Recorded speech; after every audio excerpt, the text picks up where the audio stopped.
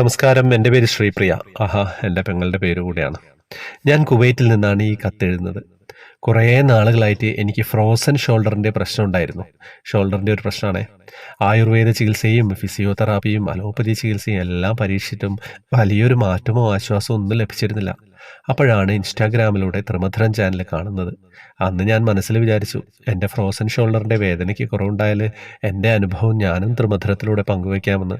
സത്യം പറഞ്ഞാൽ ഏകദേശം ഒരാഴ്ചയ്ക്കുള്ളിൽ തന്നെ വേദനയിൽ നല്ലൊരു കുറവ് അനുഭവപ്പെട്ടു കേട്ടോ.